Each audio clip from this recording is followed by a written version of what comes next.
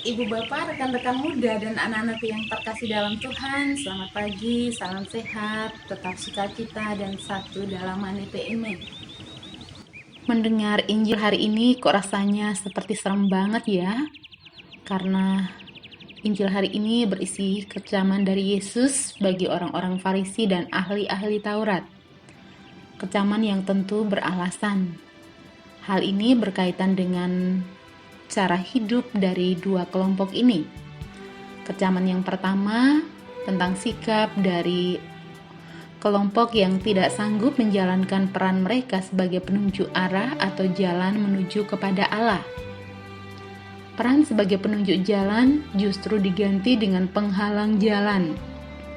Lebih parah lagi, bahwa justru mereka semakin membuat orang menjauhkan diri dari Allah. Lalu kecaman yang berikutnya, karena dua kelompok ini justru mengajak orang untuk menomorduakan Allah. Pada titik ini, kedua kelompok orang ini gagal total atau gatot dalam menjalankan peran mereka sebagai penunjuk arah menuju Allah. Kecaman Yesus ini kiranya menjadi refleksi untuk kita semua. Apakah kita telah sanggup untuk menjalankan panggilan hidup kita masing-masing? Terlebih, tugas dan tanggung jawab kita untuk menghantar anak-anak dan kaum muda kepada Allah. Mengantar sesama untuk lebih dekat dengan Allah. Lebih dari itu, apakah kita telah sanggup untuk mengantar sesama kita kepada Allah yang menjadi tujuan akhir hidup kita semua? Yang perlu kita ingat adalah hendaknya kita sanggup untuk menyeimbangkan antara apa yang kita imani dengan apa yang kita lakukan.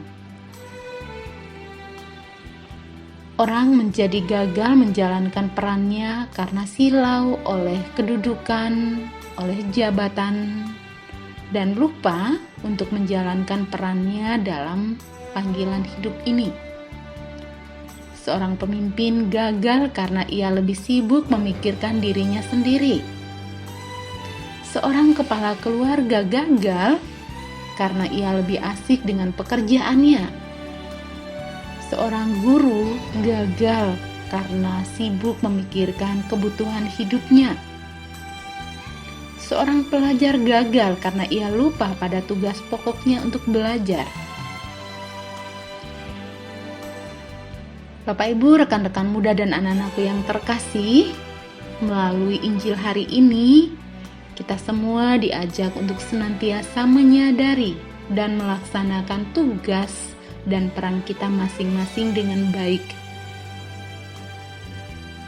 Ibarat sebuah mesin hanya akan bermanfaat dengan baik bila seluruh komponen yang ada di dalamnya menjalankan tugasnya masing-masing dengan baik pula.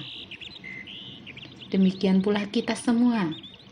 Mari kita hadirkan Allah, menghadirkan Tuhan dalam hidup, dalam pelayanan, dalam tugas dan tanggung jawab kita masing-masing.